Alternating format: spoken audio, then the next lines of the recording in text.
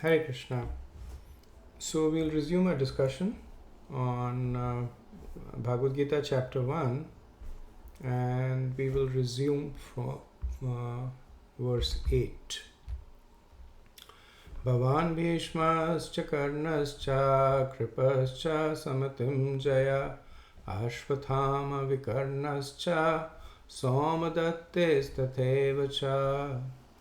There are personalities like you, Bhishma, Karna, Kripa, Ashvathama, Vikarna, and the son of Somadat called Bhurishwar, who are always victorious in battle. So, quick recap, in the previous set of verses, Duryodhana had first begun to glorify the strength of the Pandavas, and he did that to make sure that everyone is aware of the strength of the Pandavas. They don't make the mistake of underestimating it. They don't become complacent because they have a much larger army. But then he is also concerned that if he glorifies their strength too much, they may become disheartened. So in the previous verse, he spoke about the several warriors that he has, and now he speaks about, he says about, he starts glorifying his own army, that these are the great warriors in my army. So he said, Bhavan Bhishmas Chakarnascha, right? So he's talking to Dronacharya. So Bhavan means you, and it's basically you. Srila Prabhupada translated as your good self. It is you with a respectful connotation. So generally speaking, when names are taken, they are taken in the order of importance. That the more important person is named before the less important one. And here, the two big major warriors in the army of Duryodhana are Drona and Bhishma. Bhishma was much older by age, so he had the seniority by age, but Drona was a Brahman and a guru. So as a Brahman and a guru, he had a higher status. So Duryodhana basically, he first speaks about Drona, that there is you and Bhishma and Karna. So this way, he's satisfying Drona that I have given you so much importance, that I am naming you ahead of Bhishma. And he's also confident that Bhishma, who is well versed in Vedic etiquette, will understand that the right thing to do is to name a Brahman and a Guru ahead of him. So he will not take offense.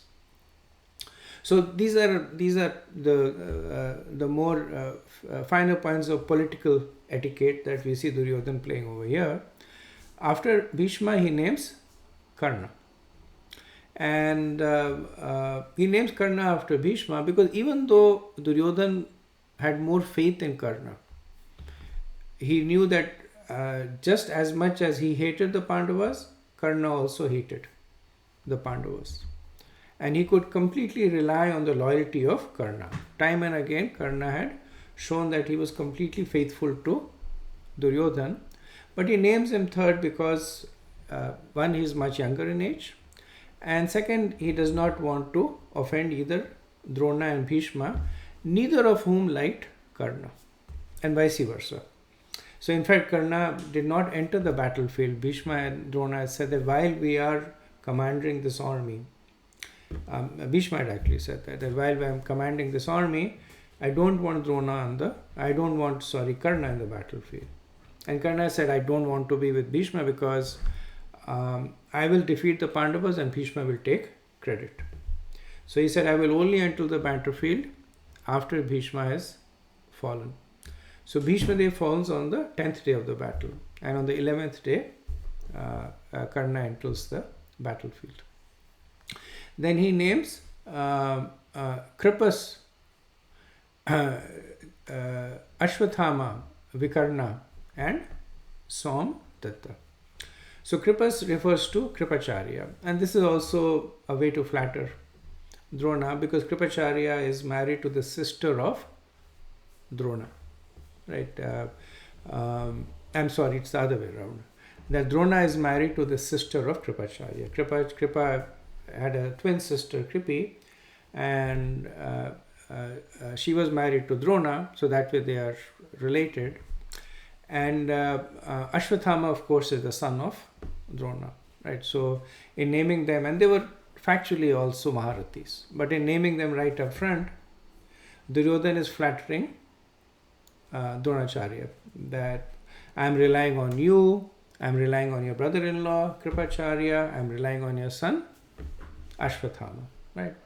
And then he names Vikarna. So Vikarna is an interesting case. Vikarna is one of the younger brothers of Duryodhana, and even though he was a powerful warrior, he was not in the same category as Drona or Bhishma or Karna or Ashwathama. But Vikarna was one of the only brothers of Duryodhana who had objected to the disrobing of Draupadi. And because of that, Duryodhana was concerned about the loyalty of Vikarna. So now he names him to put more pressure on him, saying that I am depending on you, make sure that you do not betray me. And Vikarna actually does not betray him, because later on in the battle, actually on the 14th day of the battle, when Arjun is fighting to kill Jayadratha, and then Duryodhana gave Vikarna the service of opposing Bhima. So when Bhima and Vikarna came face to face, then Bhima said, I don't want to kill you, because you are the only of the 100 brothers who actually had the moral standing to object, to go against your elder brother and to object against what was being done to Draupadi, so I have no desire to kill you. And then Vikarna said that at that time, that was my duty. At this time, this is my duty. So they did engage in battle, and Bhima kills Vikarna, but also he laments the fact that he has to kill such an honorable person. Okay, so moving on to the next verse, verse 9.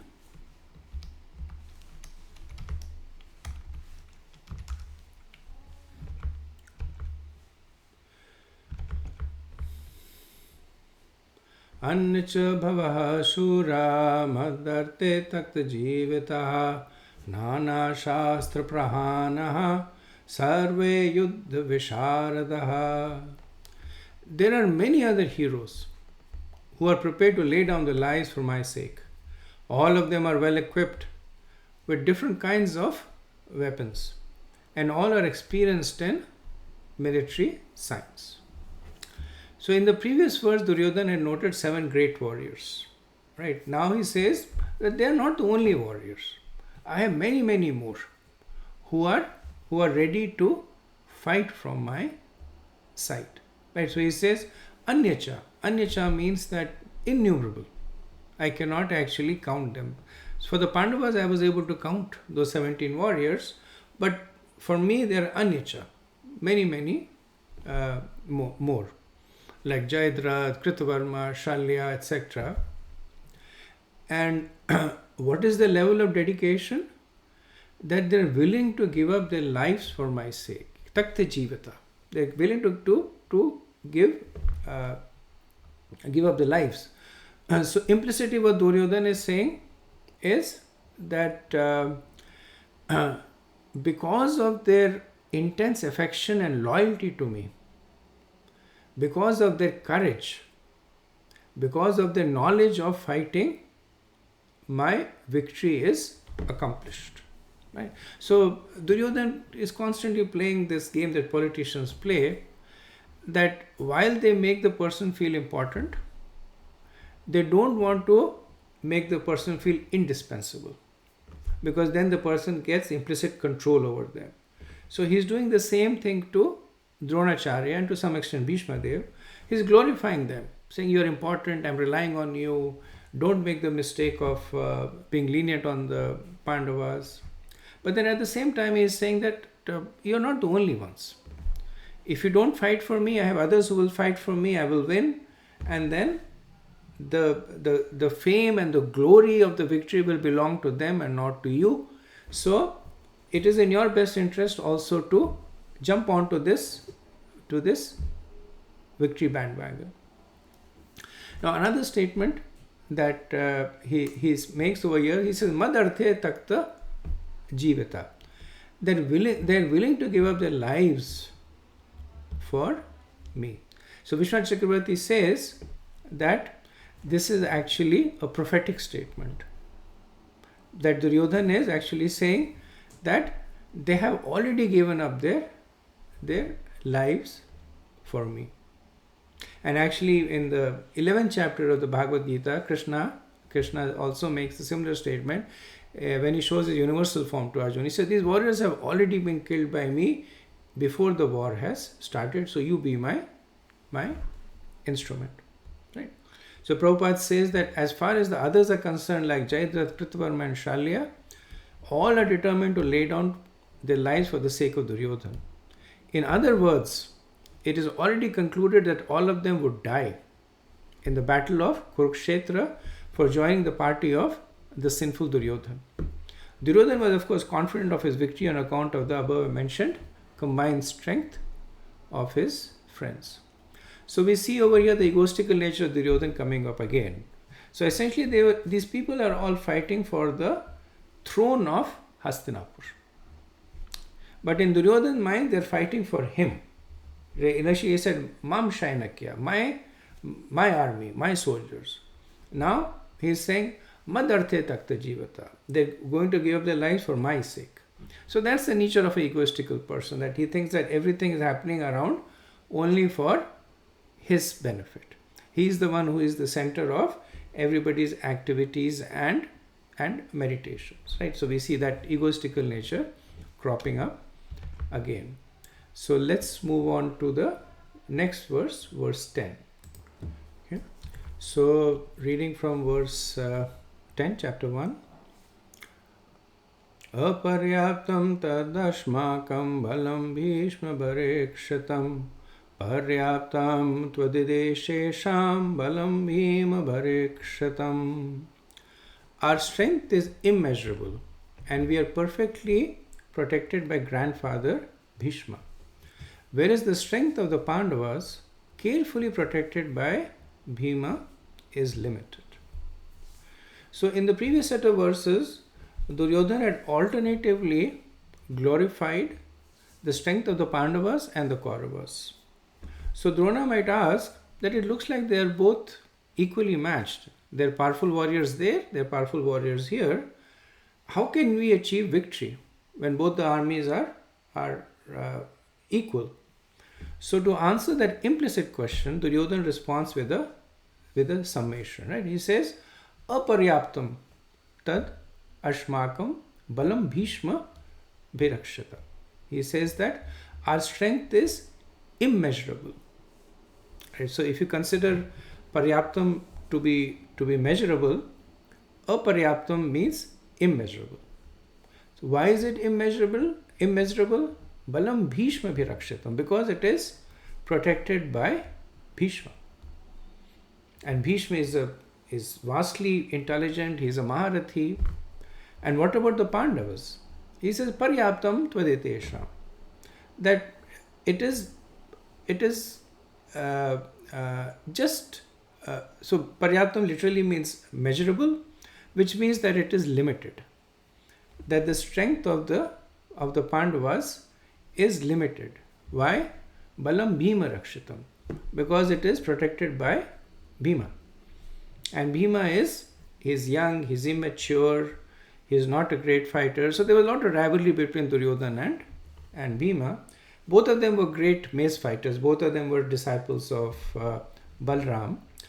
And Duryodhana knew that if he were to die, he would die at the hand of Bhima.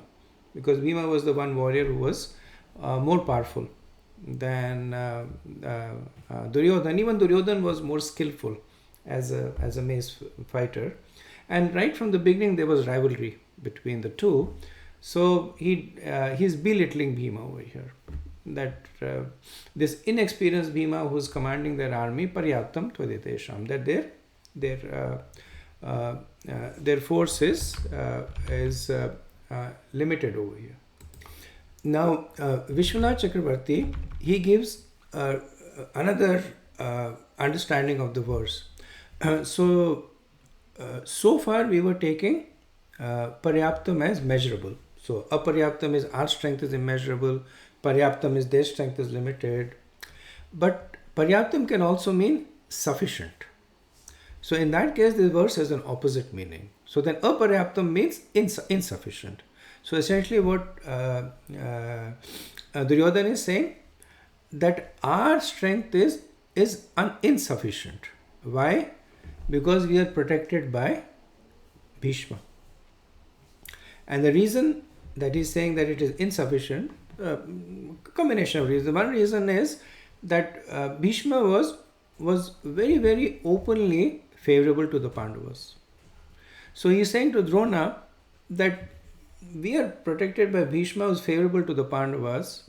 He is not going to fight to his capacity, right? And Duryodhana was right about that. That Bhishma did not fight. He fought, to some extent. He fought the bare minimum that he had to fight. So here he is kind of giving that sense to Dronacharya also, that Bhishma is not going to fight to his capacity. So aparyaptam. So our strength is insufficient if we were to rely on Bhishma, which means all the more I am relying on you. Even though both of you are great warriors, but I cannot rely on Bhishma. And what about the Pandavas? He says paryaptam balam bhima virakshitam. Right? So he says the strength of the Pandavas is sufficient. Because even though Bhima has gross intelligence and he's not a good warrior, but because of the other reasons that I gave, that he is surrounded by powerful enemies who are loyal, their strength is sufficient. So in this way we see the political expertise of Duryodhana, that in the same verse, at one point he is encouraging Drona, at one point he is encouraging Bhishma, using the play of the words. One word play means that Bhishma, you are the greatest warrior, our army is sufficiently protected because we are relying on you. So Bhishma is encouraged. And then to Drona, he is saying, we cannot trust Bhishma. So I am relying on you, and only because of your participation, we will win the war. So Srila Prabhupada says that here is an estimation of the comparative strength made by Duryodhana. He thinks that the strength of his armed force is immeasurable because of Bhishma. On the other hand, the forces of the Pandavas are limited because they are protected by the less experienced General Bhima, who is like a fig in the presence of Bhishma. Right? So Prabhupada writes this. And interestingly, when Prabhupada's Bhagavad-gita became more popular and it was read widely, and then the Madhavas, the followers of the Madhav Sampradaya, they did not take very kindly to this purport, because Sripad Madhavacharya is considered to be an expansion of Vayudev, and Bhima is also an expansion of Vayudev. So they are both considered to be similar. So they hold Bhima in a very elevated pedestal. So even though Srila Prabhupada is reading one of the interpretation of the purports, they considered even mentioning Bhima to be like a fig in the presence of Bhishma was to some extent disrespectful to Bhima. So just a little bit of trivia over here. Okay, so now let's move on to the next verse 11. Ayaneshu cha sarveshu yata bhagam avasthita bhishmameva virakshanto bhavanta sarva eva hi. All of you must now give full support to grandfather Bhishma as you stand at your respective strategic points of entrance into the flanks of the army. And this is the last verse spoken by Duryodhan. So, Duryodhan has, in the last set of verses, glorified Bhishma, and he is a little apprehensive that Drona may become indifferent, saying that fine, if you are so reliant on Bhishma, then there is no need for me to exert myself. Right? So Duryodhan in this verse, he talks about the need to protect Bhishma from all the sides. Like he says, all of you must give full support to grandfather Bhishma. So why does a person need support? If the person is weak. So Duryodhan in this verse is indicating that even though Bhishma is a great warrior, but he is weak. He is weak because he is old, and also he is weak because his loyalty is compromised. So you must all give your support to them, to him, and in this way we will accomplish victory. Right. So in this way now, while ending, Duryodhan has encouraged his two primary generals by wordplay. Right. So he sometimes glorifies Bhishma, sometimes Drona, sometimes both, sometimes neither. So political double triple speak, and after this he this is the last verse, so he does not speak anymore in the Bhagavad-gita. And just to summarize, that in the 18 chapters, 700 verses of Bhagavad-gita, there are 4 speakers. So there is Dhritarashtra who spoke the first verse, right? Dhritarashtra Vacha Dharmkshetra Kurukshetra 1.1. Then Duryodhan after that speaks 9 verses. So 1.3 to 1.11. Right? So this is the last verse that Duryodhan speaks. Sanjaya, as the narrator, he speaks 31 verses. And Arjun, he speaks 85 verses. Of these 85 verses, 20 verses are questions. And in these 20 verses, Arjun will pose 24 questions to Krishna. And Krishna, of course, speaks the bulk of all the remaining verses. 574 verses he will speak in response to these questions. So Srila Prabhupada, he says that although Duryodhan knew that the two generals had some sort of affection for the Pandavas, he hoped that these generals would now completely give it up. So what is the reason? Because during the Dyut Krida, during the gambling performances, when the Kauravas were cheating, then these generals were sitting quiet. And then later on, when Draupadi was being disrobed, even then the generals were sitting quiet. So in Duryodhan's mind, he was considering that driven by their loyalty to the throne of Hastinapur, they surrendered to my desires at that time, even though I was performing something sinful. So now I can be sure that they will support me.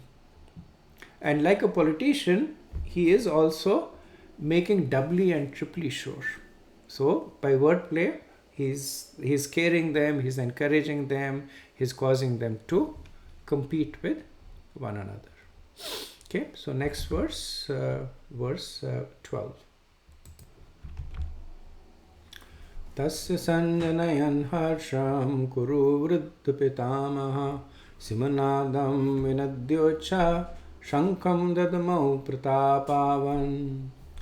Then Bhishma, the great valiant grandsire of the Kuru dynasty, the grandfather of the fighters, blew his conch shell very loudly, making a sound like the roar of a lion, giving Duryodhan joy. So when Duryodhan stops speaking, Bhishma blows his conch. And the acharyas say different reasons. One is that so Bhishma, just like Duryodhan is a diplomat, Bhishma is also a diplomat. He has spent a lot longer in all the political intrigue of Hastinapur. So he could very well understand the nuances of what Duryodhan is trying to say. He could understand that how Duryodhan is uncertain about his own commitment, about Drona's commitment, how he's trying to play them against one another. So he does not speak anything. He blows his conch, saying, now the time for all this talk is over. Before the battle had started, there were many parleys that happened. In order to avoid the war, none of them succeeded. Right? So Bhishma says that there is a time for diplomacy and there is a time for action. So blowing the conch is a formal indication of the beginning of the battle. So Bhishma is saying, okay, all this political talk over. Now let's begin the battle. Bhishma is also blowing the conch to drive away the fear of Duryodhan. Right? So Sanjay uses the word Simanadam Vinadaya. They're sounding like a lion. So when a lion roars, all the animals in the jungle flee. Right? So Bhishma is assuring Duryodhan that you seem to be uncertain about my commitment to you. But I am the lion amongst the warriors. And do not worry, I will fight with all my strength. Now, actually, Bhishma did not fight with all his strength, but the fact that he was there in the battlefield, and the fact that so he made a commitment that he would fight at a certain level, which he maintained. So that itself was a significant contribution by Bhishma. So he's blowing this conch to say that don't worry, you have my loyalty, I will fight. And then also we see that there is the mention of the conch of Bhishma. So Bhishma is one of the 12 Mahajans. In the Srimad Bhagavatam, in the 6th canto, in the Jamil pastime, Yamraj notes that there are 12 Mahajans. So there are 12 people who perfectly understand the import of the Vedas. Right? And they are Brahma, Narad, Shiva, the 4 Kumars, Kapila Muni, Swambhavu Manu, Prahlad Maharaj, then King Janak, and there is Bhishma, there is Daityaraj Bali, Sukadev Goswami, and Yamraj himself. So Bhishma is one of the 12 Mahajans who perfectly understands the Vedas. And he knows that Krishna, the personification of Dharma, is standing on the opposite side. So he knows that regardless of whatever political intrigue or raw power that the Kauravas can muster, victory will always belong to Krishna. So when he blows the conch, so the conch is a symbol of Krishna. It represents Krishna. So he's also indicating that I will fight to my capacity. I will lay my life. But know this, that defeat for else is assured. The victory for Pandavas is assured because Krishna is on their side. Right? So Srila Prabhupada makes this point that Bhishma, he informed his depressed grandson Duryodhan that he had no chance of victory in the battle because the Supreme Lord Krishna was on the other side. But still, it was his duty to conduct the fight, and no pains would be spared in that connection. Okay, moving on to the next verse. Verse 13. Tatha shankascha bhairyascha panavanka gomukha sahasva eva bhayanyanta sa shabdastumulo bhavat. After that, the conch shells, drums, bugles, trumpets, and horns were all suddenly sounded, and the combined sound was tumultuous. So when Bhishma blew his conch, the entire army, understanding that now the war has formally been declared, they began to blow their respective conches. And different instruments are named here: Panava, Anka, Gomukha. So Gomukha is kind of a trumpet that is like the shape of a cow. Anaka is a kettle drum. It's like a drum. and other conches were blown. The sound is described as tumula. So tumula means tumultuous, discordant. So this also represents the state of discord and confusion and disharmony on the side of the Kauravas. Later on we'll see when the Pandavas blow their conches, that is described as transcendental. Okay, moving to the next verse. Tatha shvetarhayeryukta mahati sandane stitau madhava pandavascheva divya shankau pradatmatu. On the other side, both Lord Krishna and Arjun, stationed on a great chariot drawn by white horses, sounded their transcendental conch shell. So note over here, the sound coming from Krishna and Arjun is divya, transcendental, and the sound coming from the Kauravas was tumulu. It was tumultuous. So beginning from this verse 14, for the next 7 verses, we will see the auspicious signs of victory on the side of the Pandavas. So Krishna is addressed here as Madhava. First appearance of Krishna in the Bhagavad-gita.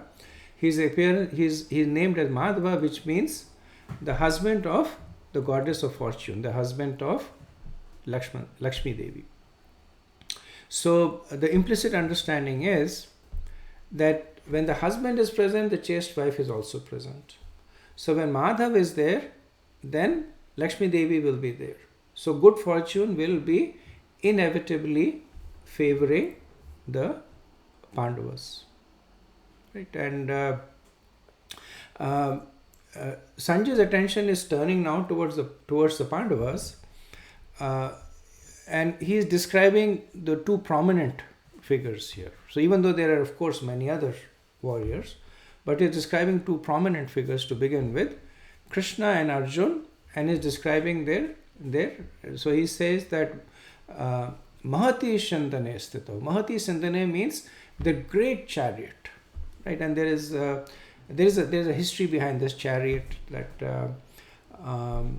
Agni Dev had requested Krishna and Arjun to burn the Khanda forest because he was sick and he needed the forest or the wood burning from the forest to cure his sickness. And Indra was protecting it. So in order to help Krishna and Arjun fight against Indra, Agni had given this chariot in addition to other things, the horses and the Gandhi bow and the arrows, etc. So this chariot is specifically mentioned because it was given by Agni Dev to Arjun. Okay, moving on to the next verse 15. Panchajanyam Rishikesho Devadattam Dhananjaya Pondram Dadmau Mahashankham Bhimakarma Vkrodara. Lord Krishna blew his conch shell called the Panchajanya. Arjun blew his the Devadat. And Bhim, the voracious eater and performer of Herculean task, blew his terrific conch shell called Poundra. So at that time, at least amongst the more elevated personalities, famous personalities, the conch shells were also named.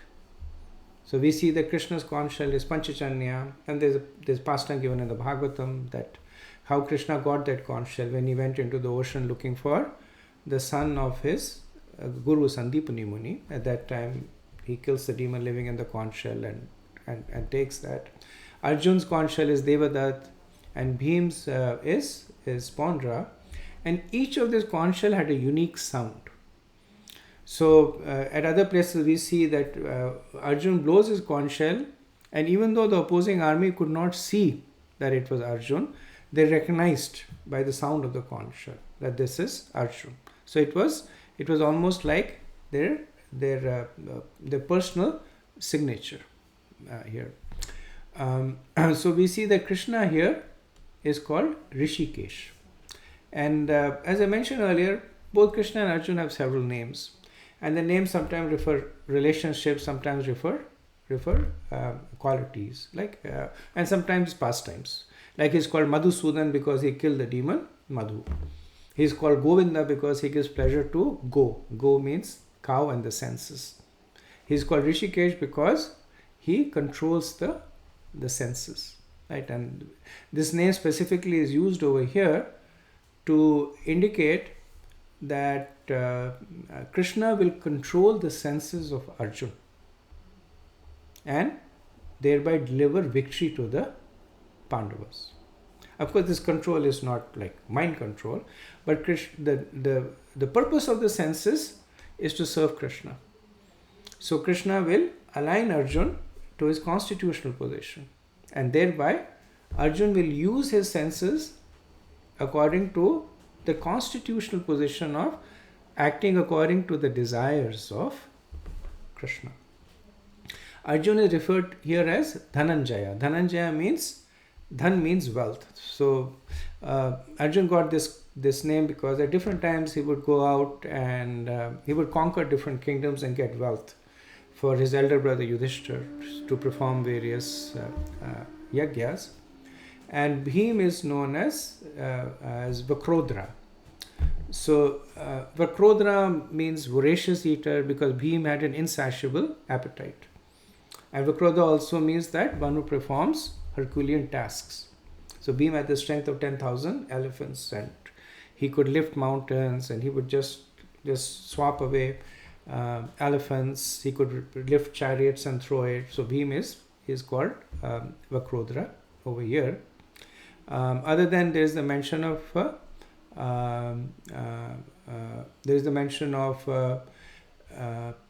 Pondaram. So the next verse will mention Kashi and Satyaki.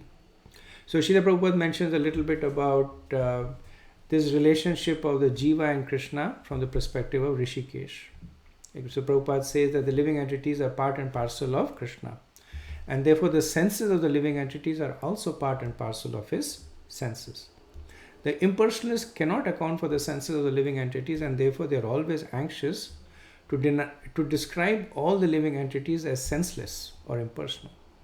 The Lord is situated in the hearts of the living entity, directing the senses, but he directs in terms of surrender of the living entity. And in that case, in the case of a pure devotee, he directly controls the senses. So that's what we see in the case of Arjuna. Like many people say that if Arjuna was so advanced, why did he become bewildered? So Arjuna did not become bewildered. He was an eternal associate of Krishna. But he allowed Krishna to control his senses. He allowed Krishna to bewilder him as a service to us. Because if Arjuna did not get bewildered, then Krishna would not have spoken the Bhagavad-gita. Arjuna did not need the Bhagavad-gita. He was already a perfected soul. But he allowed himself to get bewildered so that the imperfect souls like us, we could benefit from the recitation of Bhagavad-gita. Okay, next verse. Okay, so verses 16 to 18. Ananta Vijayam Raja Kunti Putra Yudhishthara Nakula Sahadevascha Sukoshmani Pushpaku Kasyascha Parmeshwasha Shikandicha Maharata Drishtadumna Viratascha Satakischa Parajita Drupato Draupadeyascha Sarvarsha Prithvipate Saubhadrascha Mahabhao Shankan Dadmau Prathak. King Yudhishthira, the son of Kunti, blew his conch shell, the Anant Vijay, and Nakul and Sahadev blew the Sughosh and Manipushpak. The great archer, the king of Kashi, the great fighter Shikhandi, Drishtadumna, Virat, the unconquerable Satyaki, Drupad, the sons of Draupadi and others, O king, such as the mighty armed son of Subhadra, all blew their respective conch shells. So, in these verses, 18 warriors are named and 6 conch shells are named. So, if you go back from the time that the blowing of Bhishma blew his conch to this, we see that there are only six conch shells that are named, and 18 warriors are named. So it is interesting to note that only the warriors whose conch shells have been named will survive the battle of Mahabharata. The other warriors will all die. So Bhishma's conch shell was not named, Abhimanyu's is not named. The only exception is Satyaki. Satyaki's conch shell is not named, but is called Aparajita. That is unconquerable. He also survives, but in all the other cases, only the warriors whose conch shells have been named survived, and the others whose conch shells were not named did not survive. So Sanjay, he addresses Dhritarashtra as Prithvipati. So as the king of Prithvi, as the king of the entire kingdom. And Prabhupada says that in a subtle way, Sanjay is informing Dhritarashtra of his unwise policy of deceiving the sons of Pandu and endeavoring to enthrone his own sons on the seat of the kingdom. So these signs, this blowing of the conch shells, the presence of Madhava, who is the husband of the goddess of fortune, the presence of Rishikesh, who will take control of the senses of his devotees, the Divyam Shankham, the divine conch shell, all these are signs, and we'll see more signs of victory, indicating victory. But tactfully, Sanjay is saying to Dhritarashtra that because of your ego, because of your expectation, you are now going to bring about the destruction of your family. Okay, moving on to verse 19. Saghoshodhartarashranam hridayani vidayarayat navascha prithvim cheva tumulo bayano nadayan. The blowing of these different conch shells became uproarious. Vibrating both in the sky and on the earth, it shattered the hearts of the sons of Dhritarashtra. So earlier on we had seen the blowing of the conches and the kettle drums, etc. from the Kauravas side, but there is no mention of it having any significant effect on the Pandavas. But here we see that when the Pandavas blew their conch shells, it shattered the hearts of the sons of Dhritarashtra. Why? Because in their mind they knew that they were irreligious. In their mind they knew that they were against the principles of dharma. And when they see this show of strength enthused by the presence of Krishna, their hearts become shattered. Okay, let's go to the next verse, 20.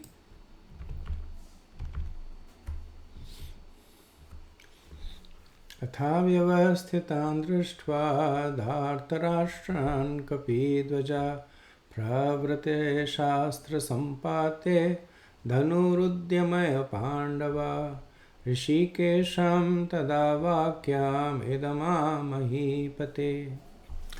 At that time, Arjun, the son of Pandu, seated in the chariot, bearing the flag marked with Hanuman, took up his bow and prepared to shoot his arrows. O king, after looking at the sons of Dhritarashtra drawn in the military array, Arjun then spoke to Lord Krishna these words. So this is the last set of the verse that shows the auspicious arrangements that indicate eventual victory on the side of the Pandavas. So special mention is given to describing the flag that is bearing the mark of Hanuman. And Prabhupada notes that in the previous age, Lord Ram came along with Hanuman and they vanquished Ravan. And in the current battlefield, there is Krishna and there is Arjun under the flag of Hanuman, which means that they are united in purpose. Both of them, just like Hanuman was a servitor of Lord Ram, Arjun is a servitor of Krishna. And just like Lord Ram vanquished the greatly powerful Ravan, it is inevitable that Arjun, under the protection of Krishna, will also vanquish the sons of Dhritarashtra. Right? And there's a little bit of a pastime behind how this flag with Hanuman mark came on the chariot of Arjun. It's mentioned in the Mahabharata that during the 12 years when they were in exile, once Draupadi, she saw a very beautiful celestial flower.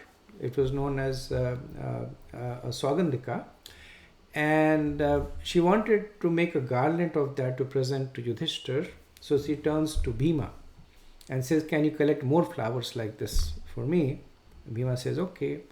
And Bhima runs down the forest, and as he's walking down the path in the forest, he sees there's a very old monkey that is lying with its tail across the path. So under Vedic etiquette, it is considered to be impolite to step over another living creature.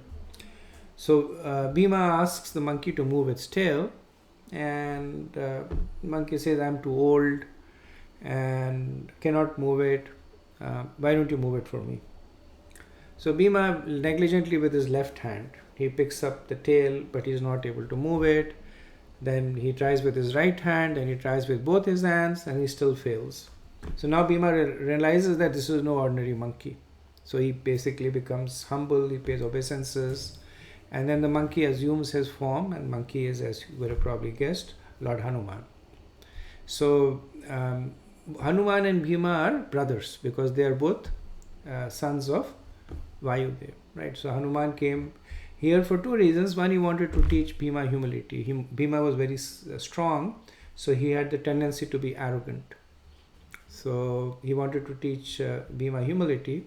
Also, he wanted to give Bhima this benediction. So he said that I will be personally present on the flag of the chariot of Arjun.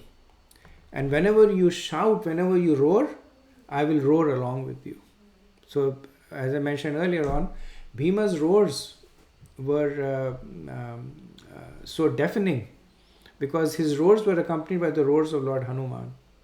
And the warriors would just turn back and run, hearing his roar. And also the auspiciousness, the fact that Lord Hanuman, whose service was to help Lord Ram gain victory, was personally present on the chariot of Arjun. So we'll stop over here. Beginning from the next verse are the doubts of Arjun, and that will take us to the end of the chapter. So we'll do that in the next lecture. Thank you very much. Hare Krishna. Glories to Srila Prabhupada.